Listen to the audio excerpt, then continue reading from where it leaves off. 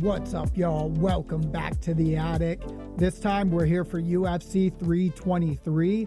Before we get into that, though, we've got a couple of weeks of bankroll history to cover.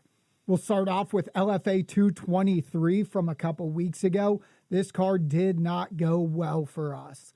Total risk on it was 15 units, and we ended up losing 9 of those for an ROI of negative 60%. We started off bad, had a little bit of a saving grace there, and just absolutely got shit on by the main event. That same weekend, we had UFC Fight Night Saryukian versus Hooker. We made a little bit of a rebound on this card with a 4% ROI, profiting 2.3 units.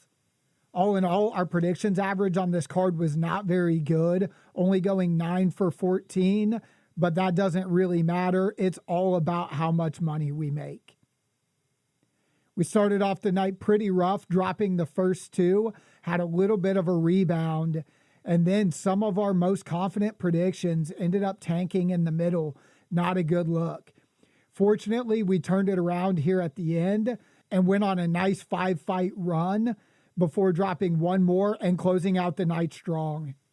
We closed out that week with a weekly bonus as normal. This one wasn't too great, but it's right about what we expect. We ended up adding 0.44 units to the bankroll and closed out the week at 557.66. I wasn't sure we were going to find anything for last week, but if you follow along on the Discord or the Patreon, you would have seen I found a single bet for One Friday Fights 135. This bet we actually placed originally a couple weeks before, but the fight got canceled or postponed, something. Anyway, we got much better odds on it that time at minus 160, and unfortunately we paid minus 250 for it this time and ended up losing. Unfortunately, we dropped 2.5 units on this card, bringing our bankroll down to 543.74.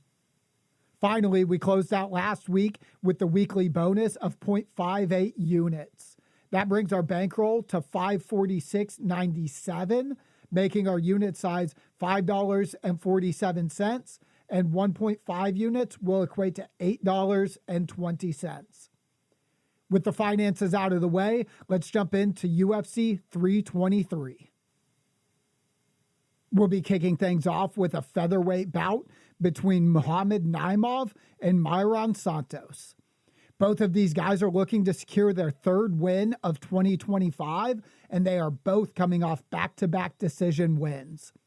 Naimov is 5-1 in the UFC, while Santos is a perfect 3-0 in the promotion so far. Naimov will be the older fighter by nearly 6 years, and he will have a small height advantage, but he's also giving up 2 inches in reach.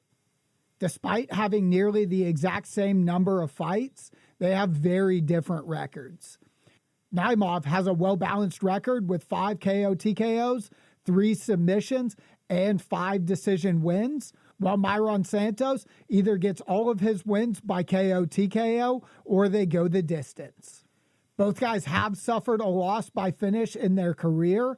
Muhammad's was by round 3 submission, while Santos has a round 3 KO TKO against him. I've got wager history for both of these guys. In the past, I've wagered against Naimov, and the models were pretty confident in that one, giving him only a 35% chance of victory, but we ended up losing that one. On the other side of things, I've got 2 wagers on Myron Santos, including his last fight, which he took on late notice up at lightweight against Sadiq Youssef. Both of those showing over 60% chance of victory from the models, and both of them coming back as winners. Both of these fighters currently have momentum on their side, so let's see what the models think. This time around, we've got all 3 models again over 60%, 2 of them pushing 70% for a Myron Santos win. He was a minus 255 favorite at the books, so I picked him up for 3.82 units to return 1.5 units with a win.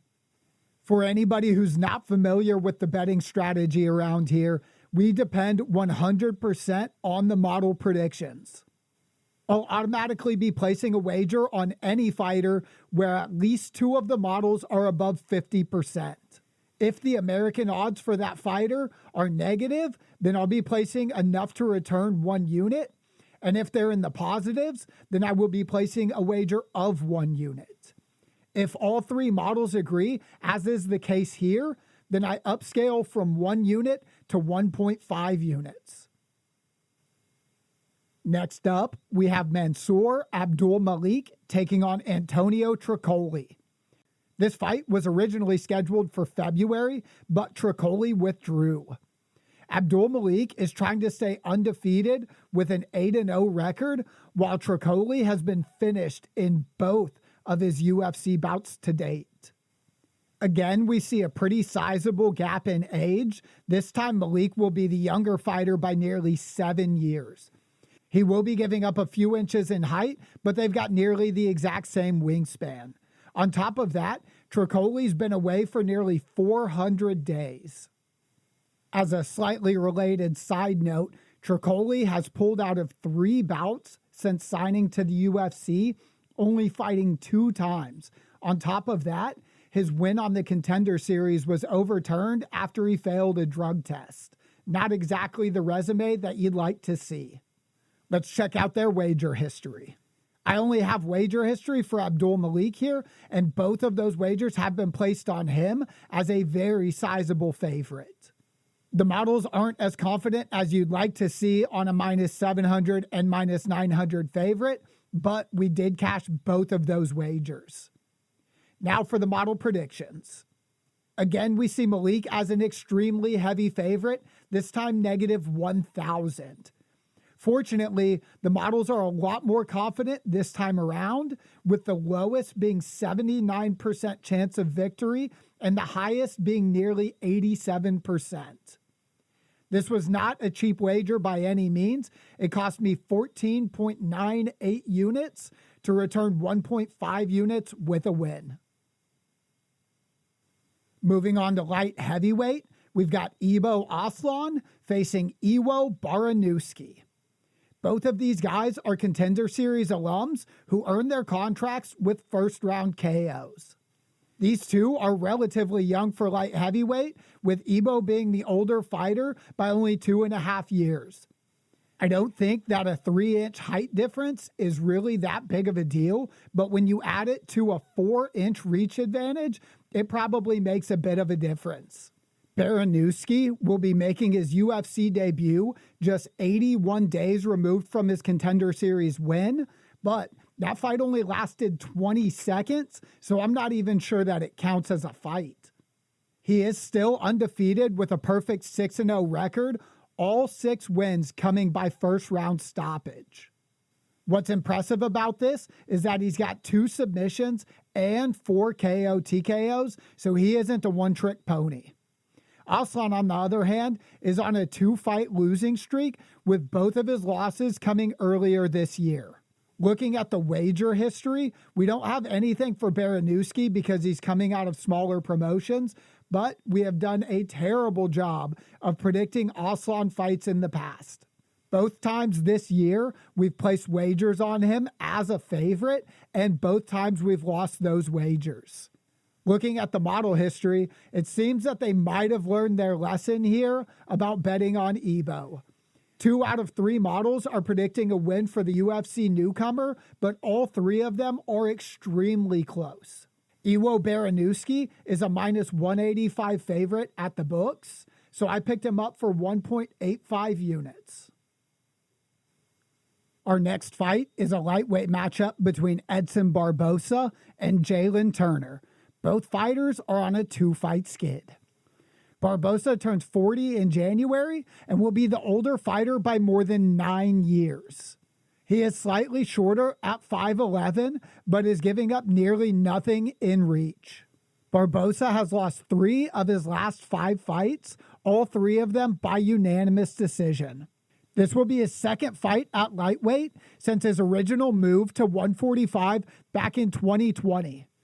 13 of Jalen Turner's 23 professional bouts have taken place in the UFC, but that's absolutely nothing compared to Edson Barbosa's 31 promotional bouts. Checking the wager history, we've placed a bet against both of these fighters and won them both. The odds weren't exceptionally wide in either fight, but the models did not have very much confidence in these fighters. With neither of them carrying any momentum, let's see what the models think this time around. As you might expect, all three models favor the younger fighter in this matchup, and they're all pretty confident with win percentages over 60%.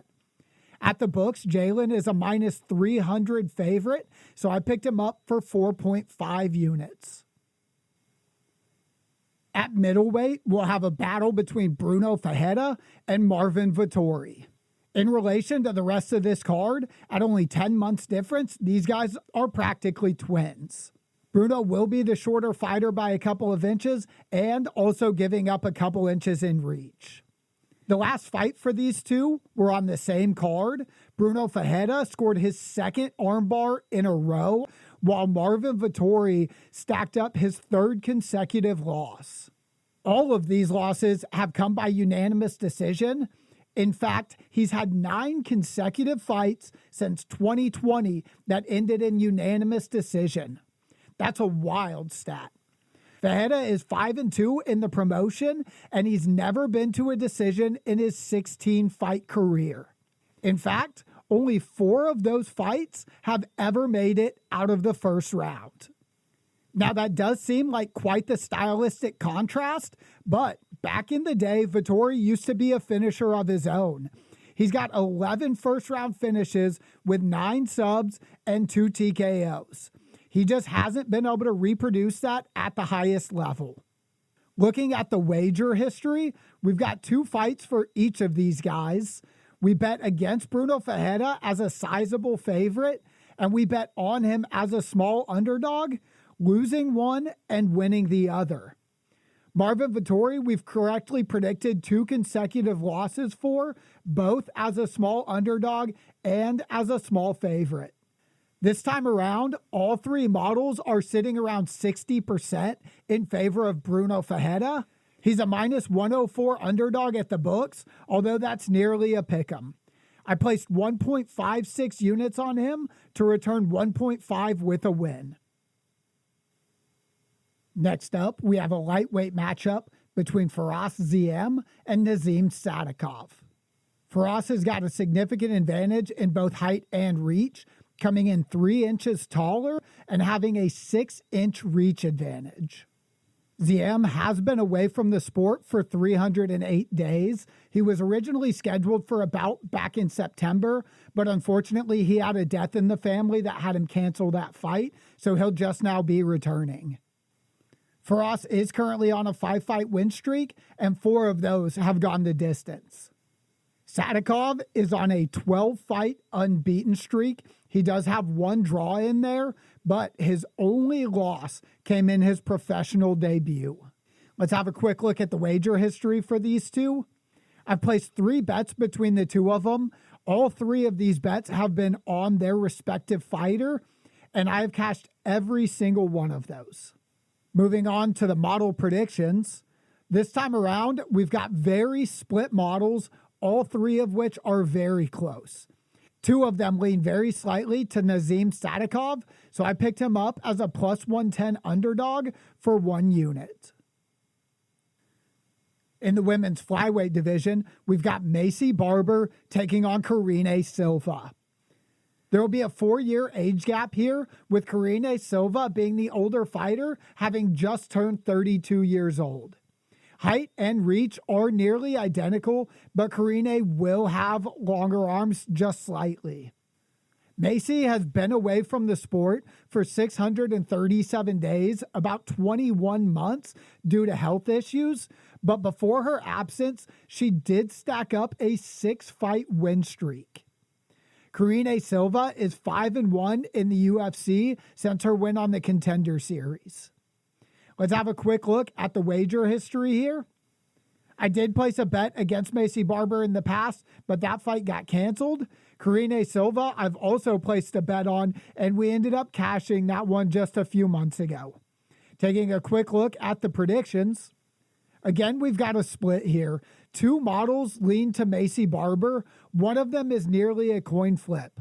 The other one is the most confident of any of them, and it's leaning toward Karine Silva. I'm going to do what I always do and trust the two models that vote together. So I've picked up Macy Barber as a minus 175 favorite for 1.75 units. Terrence McKinney faces Chris Duncan in a fight that was actually scheduled once before in October of 2023. The original bout was canceled when Chris Duncan had visa issues.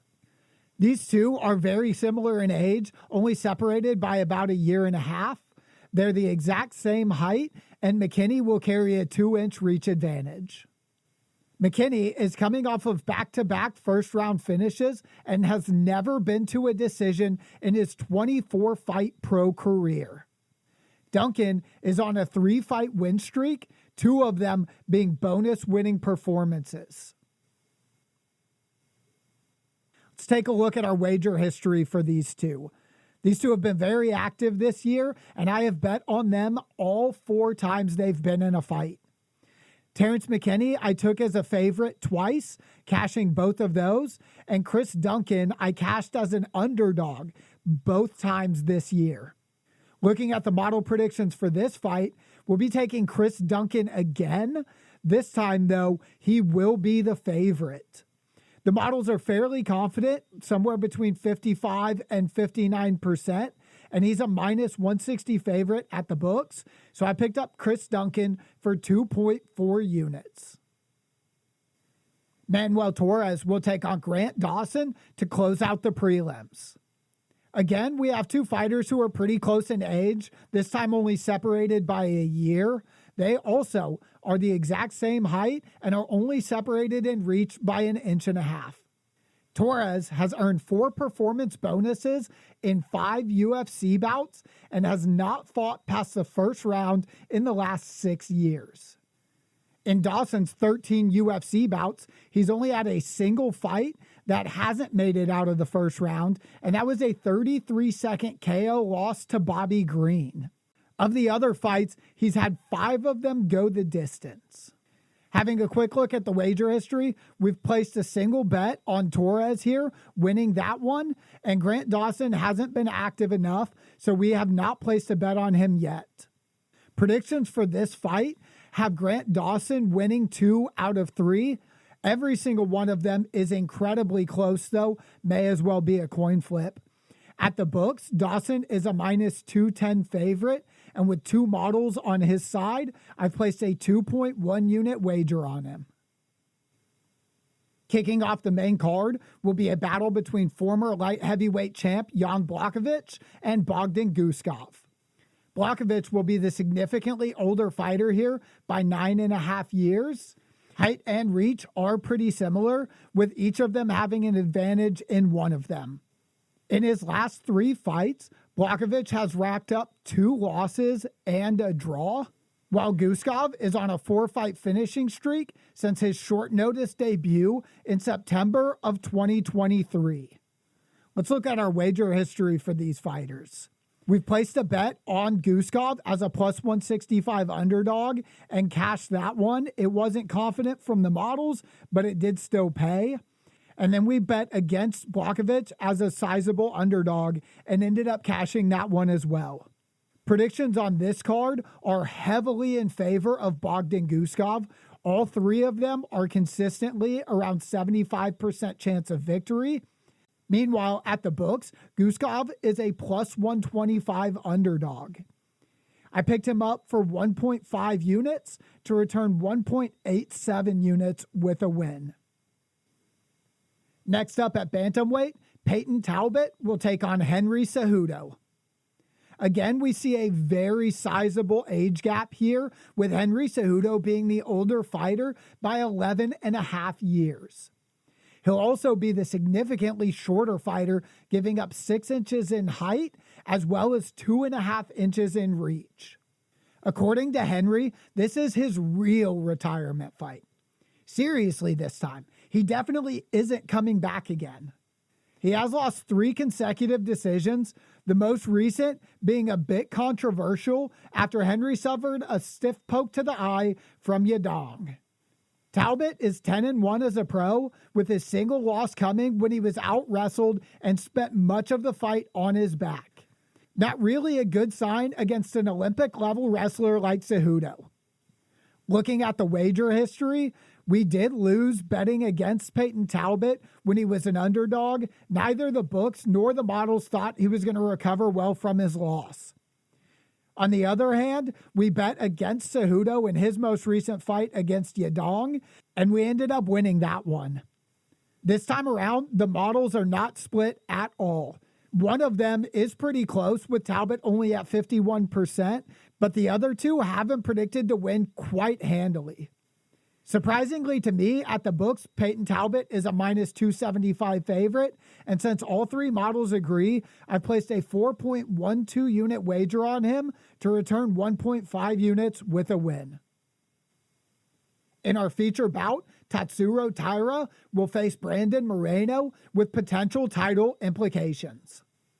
Moreno is the older fighter by nearly 6 years. Other than that, height and reach are nearly identical. An interesting note for Moreno, this will be the first bout he's been in that's only scheduled for 3 rounds in 5 years. Taira suffered his first professional loss last October, but he has since recovered well with his second round submission back in August. Checking the wager history for these two, we did successfully predict Taira's win in his last fight, but we were wrong when we expected Moreno to beat Erceg his last time out. Looking at predictions this time around, again, we're going to be placing our money on Tatsuro Taira. 2 of the models are quite confident in him, but the last one has this practically a coin flip. At the books, the odds are very close to even, with Taira just a small minus 135 favorite, so I placed 2.02 units on Tatsuro Taira to win. We'll be sticking around at flyweight for a championship bout between Alessandre Pantoja and Joshua Van. Pantoja is the much older fighter here by nearly 11.5 years, and at 35 years old, he is definitely over the age that many would consider prime at flyweight. They are the same height at 5'5", but Pantoja will still be carrying a 3-inch reach advantage. Fun fact, Pantoja has defended his title every single December since winning it in July of 2023. On top of that, he's on an 8-fight win streak, and his last 5 have been title fights. Van made his UFC debut just 2 weeks before Pantoja won the title, and he's 8-1 in the promotion. This is his 4th fight in 2025 after winning 3 of 4 bouts in 2024. Let's have a quick look at our wager history for these two. We made a single wager on Pantoja to defend his title earlier this year and won that bet. We've placed 3 wagers on Joshua Van fights. The first one we lost betting against him, and the other 2 we won predicting him to win. Looking at the predictions for this card, all 3 of them are in favor of Joshua Van. 2 of them are above 60%, and the third one is nearly a coin flip. At the books, Joshua Van is a plus 190 underdog, so I placed a 1.5 unit wager on him to get the upset and take the title home. We'll be closing out the night with a bantamweight championship bout between Merab Dvalishvili and Petr Yan. This is a rematch from a March 2023 bout that saw Merab win a unanimous decision victory as a plus 210 underdog. Merab is an older fighter by 2 years, and being almost 35 years old, a lot of people would expect him to be at the edge of decline, although his recent fight history shows something very different. Height and reach for these two are nearly identical, with just 1 inch separating each of them. Dvalishvili is attempting a record-breaking 4th title defense within a calendar year. His last defense was just 2 months ago. He's on a 14-fight win streak after dropping his first 2 UFC bouts. Yan is a former champion and interim champion, who's won 3 in a row, all by unanimous decision, since losing his last fight to Merab. Looking at our wager history for these two, we started off by betting against Merab in his title bid against Sean O'Malley. That one was a loss for us. We more than recovered in his most recent bout, though, by betting on him against Corey Sandhagen. On the other side of things, we bet against Petr Yan as a minus 350 favorite in his matchup against Marcus McGee, and we lost that wager. Looking at the predictions for this card, they're all 3 essentially coin flips. 2 of the 3 do favor Merab, though, so I picked him up as a minus 400 favorite for 4 units. That's it for this card, so let's have a look at our totals. UFC 323 will host 14 fights, and we were able to make predictions on every single one of them. We're predicting 10 favorites to win, 6 of them being confident, which surprisingly doesn't include the minus 400 favorite Merab. The other 4 are underdog predictions, 3 of those being confident, this time including a plus 190 Joshua Van. Our total risk on this card is 47.09 units for a potential return of 20.31 units, which would be a 43.13% ROI. That's all the UFC predictions I've got for you this week, but there are a couple other cards coming up, including PFL MENA and One Championship. I'll be doing my best to find any betting opportunities I can on those cards, so please follow along on the Patreon if you'd like to see those. As always, thanks for watching and good luck on all of your bets this weekend.